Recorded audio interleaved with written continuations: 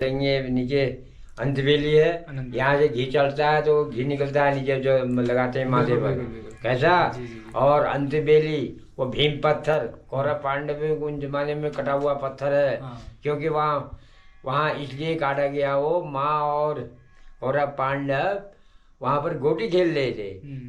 महाकाली के दर्शन करने के बाद अब हम जाते हैं गर्भ गुफा की ओर। जो गुफा है ना वो एकदम अंधेरे में है और मैं चलता हूँ और मैं दिखाता हूँ आपको भी। मेरी ड्यूटी लग गई अब खाना बनाने में। मम्मी तो घास काटने गई है और मैं इस समय खाना बना रहा हूँ। तो मैंने चावल तो चढ़ा दिया और साथ में दाल बना रहा हूँ। आप देख सकते हो मेरे हाथ में मांस की दाल है। वैसे ना पहाड़ के लोगों की लाइफ कितनी बिजी रहती है ना, कितना मेहनत करते हैं। उदाहरण के लिए आप मेरे को ही देख सकते हो। नमस्कार, पहला प्रणाम, स्वागत है आप सभी लोगों का इन खूबसूरत पहाड़ों से। सबसे पहले आप सभी लोगों को छठे नवरात्रि की हार्दिक शुभकामनाएं। दरअसल मैं अपने गांव में पहुंच चुका हूं और मैं आज जाने वाला हूं मां बारही धाम देवधुरा में मां भगवती का दर्शन करने के लिए। और काफ़ी लंबा समय हो गया था मैं यहां पर अपने गांव में नहीं आया था और मां बारही धाम देवधुरा में भी नहीं जा पाया था। और आज छठे नवरात्रि के उपलक्ष्य में मैं मां बारही धाम देवधुरा में जाने वाला हूं और मेरे साथी मित्र मेरे इंतज़ार कर रहे हैं। तो मैं निकलता हूं क्योंकि इस समय टाइम भी कुछ ज़्यादा हो चुका है। और तो बने रहे हमारे YouTube चैनल में। अगर चैनल पर नया है तो चैनल को लाइक करें, कमेंट करें, शेयर करें और सब्सक्राइबर करें। तो अभी मैं पहुंच चुका हूं नीचे वाली सड़क पर, जो हमारी गांव में एक नीचे से कच्ची सड़क है ना, उस सड़क पर पहुंच चुका हूँ। और यहाँ पर अमित भाई हमारा इंतज़ार करते हैं। अमित भाई आज जा रहे हैं हम देवधुरा, मिलते हैं देवधुरा। आपको माँ बारही के पावन प्रांगण के दर्शन कराते हैं। देवधुरा की मुख्य पहचान और हम सब की शान आन बान, कुल की देवी माँ बारही। चलिए मिलते हैं अभी। अब हम निकलते हैं यहाँ से देवधुरा की ओर।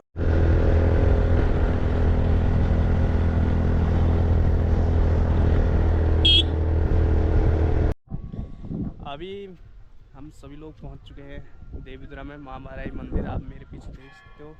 और मैंने अभी प्रसाद भी ले चुका हूँ और अब मैं जाऊँगा यहाँ से दर्शन करने के लिए और आपको भी दर्शन कराएंगे एकदम अपने ब्लॉग के माध्यम से। तो अभी हम पहुँच चुके हैं माँ बारही धाम देवधुरा में और माँ भगवती के दर्शन करते हैं।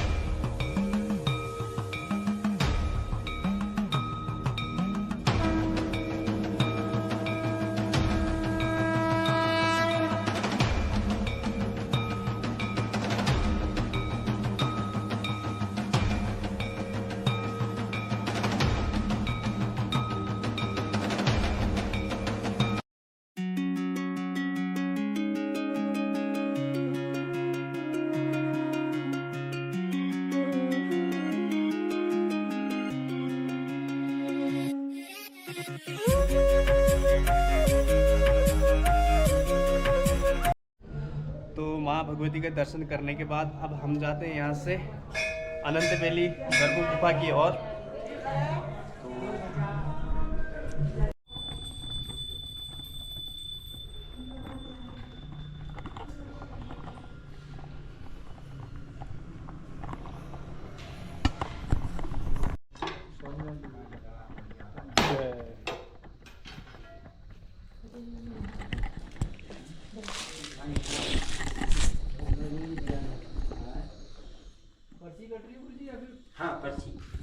मंत्राठा पुजारी जी थोड़ा बहुत ना यहाँ के बारे में आप बता सकते हो क्या? माँ बारही की इधर में तुम्हें शिवलपुरी कालिका का दरबार में टूटते हैं श्रीबल। ये जब ये हवन कुंड, इससे आगे भैरव जी का दरबार, आगे को फिर बताएंगे। वो द्वारपाल जी हैं इसके आगे। ये हवन यज्ञ, अच्छा होने हाँ हवन यज्ञ, ये जो लगी हवन यज्ञ की है ये। महाकाली के दर्शन करने के बाद अब हम जाते हैं गर्भ गुफा की ओर। जो गुफा है ना वो एकदम अंधेरे में है और मैं चलता हूँ और मैं दिखाता हूँ आपको भी।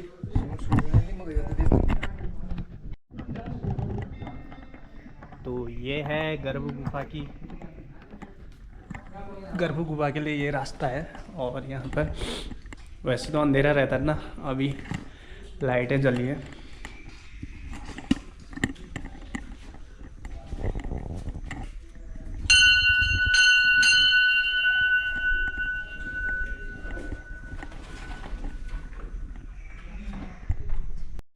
जब हम गर्भ गुफा से बाहर की ओर निकलते हैं तो ऐसे गुफाओं से सामना करना पड़ता है। रास्ता देख सकते हो आप, कितना खतरनाक रास्ता है, निकलना मुश्किल हो रहा है यहाँ से। हाँ, तो यहाँ पर पुजारी जी मिल गए और इनसे यहाँ के बारे में हम पूछते हैं, महाकाली दरबार और गर्भ गुफा और अनंत बेली और भीमशिला के बारे में। तो पुजारी जी बताइए कुछ। ये आप अभी कहाँ ऊपर गणेश के मंदिर से आए आप? हाँ हैं? हाँ। ऊपर गणेश का मंदिर है, वो जो माँ का डोला है ऊपर धुमैले पर, वो सब हो क्या है? वो माँ का डोला पर यहीं था, वो मूर्ति यहीं थी नीचे वाली मेरे घर। वो बुआ एक गर्भ गुफा है, शक्तिपीठ है यहाँ पर। यहाँ से फिर निकलेंगे नीचे, अंतबेली है, यहाँ से घी चलता है तो घी निकलता है नीचे जो लगाते हैं माथे पर, कैसा। और अंतबेली वो भीम पत्थर, कौरव पांडव उन जमाने में कटा हुआ पत्थर है। क्योंकि वहाँ इसलिए काटा गया, वो माँ और कौरव पांडव वहाँ पर गोटी खेल रहे थे। कहीं कलकत्ते में कोई परेशानी हुई, किसी ने माँ को पुकारा, माँ इतने में कलकत्ते गई, भीने का कहाँ गई है माँ, ये ठगने का हारने का समय गई, भाग गई। तो माँ भीम क्रोध हो गया, तो क्रोध हो इसने तलवार से काट ठका पूरा, समझे। तब क्रोध का तो माँ अंदर ध्यान हो गई, गर्भ गुफा में अंदर ध्यान हो गई। नीचे चरण माँ के हैं, वो लगाते हैं। और अंतबेली है, शिव जी की पूजा होती है। वो शिव चतुर्दशी को यहाँ पर रात भर महल लोग दिया जलते हैं।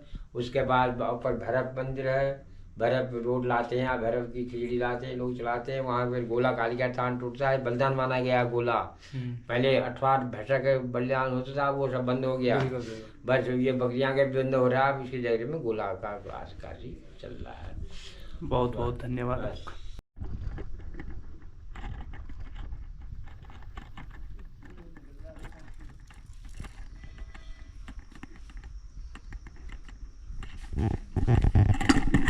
तो कुछ देर पहले हमें पुजारी जी ने बताया कि ऊपर गर्भ गुफा में घी चढ़ता है और वहाँ से फिर यहाँ नीचे अनंत बेली में घी निकलता है। तो इस जगह पे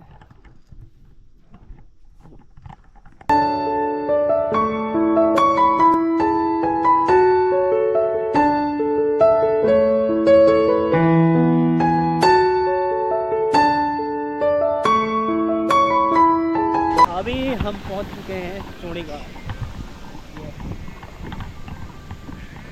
बताइए चोरी गाड़ी के बारे में बताइए। चूड़ी घाट ये गधेरा ऐसा है ना, यहाँ पर बहुत एक्सीडेंट होते हैं। किसी की गाड़ी ऑटोमेटिक चली जाती है नीचे चूड़ी घाट में, और किसी का एक्सीडेंट हो जाता है मोड़ में। अच्छी चीज बता। और ऐसे में ये देखो, ये फ़ोन चला रहा है, गाड़ी भी चला रहा है और फ़ोन भी चला रहा है। एक स्कूटी 2 लोग चला रहे हैं। एक स्कूटी को 2 लोग चला रहे हैं। मंदिर से आने के बाद मेरी ड्यूटी लग गई अब खाना बनाने में। मम्मी तो घास काटने गई है और मैं इसमें खाना बना रहा हूँ। तो मैंने चावल तो चढ़ा दिया और साथ में दाल बना रहा हूँ। आप देख सकते हो मेरे हाथ में ये मांस की दाल है और मैं आज मांस की दाल और चावल बना रहा हूँ। सबसे पहले मैं कटिंग करता हूँ, प्याज, टमाटर, लहसुन और हरी मिर्च, इन सब की कटिंग करता हूँ। आप जो मेरे हाथ में देख रहे हो ना, यह है टमाटर, पहाड़ी टमाटर है, एकदम छोटा सा होता है पहाड़ों में। ये टमाटर ज़्यादातर कम ही पाए जाते हैं, ये वाले टमाटर पहाड़ों में। अक्सर ये पहाड़ की खेती में होती है। तो मैं अभी खाना बनाता हूँ। आपको एक चीज़ दिखाऊं, बताओ जो ये मेरे हाथ में है ना, ये क्या चीज़ है? नहीं, आप सोच रहे होंगे कि ये काफल है, बट काफल नहीं है, यह है टमाटर। अक्सर ये पहाड़ों में पाए जाते हैं छोटे वाले टमाटर। तो इसको मैं सब्जी में डालता हूँ और मैं चलो फिर आप बनाता हूँ खाना। चावल तो मेरे पक चुके हैं और मैं अब बनाता हूँ दाल। जैसे कि आजकल मैं घर आया हूँ तो घर में काम तो करना ही पड़ता है ना। तो यहाँ पर पहाड़ों में असौज लगा है, यहाँ पर घास कटाई और जो घास काटने के बाद सुखाई जाती है उसको एक जगह इकट्ठा किया जाता है, फिर उस लूटे लगाए जाते हैं। तो ऐसे में मैं भी अपने खेतों में पहुंचा हूं और यहाँ लूटे लगाता हूं। कैसे लगाते हैं हमारे पहाड़ में लूटे? तो यार इतना मेहनत करना पड़ता है ना पहाड़ों में, आप देख सकते हो इतना मेहनत कर रहा हूँ मैं। घास काटने के बाद अब हम लगा रहे हैं लूटा। जो मेरे हाथ में सूखी घास है, इसको हम एक पेड़ में बना रखा है एक खम्बा जैसा, तो उसमें एक लूटा टाइप का लगाएंगे। ये देखो ऐसे घास फेंकनी पड़ती है और फिर लगाया जाएगा वहाँ पर एक अच्छा सा लूट।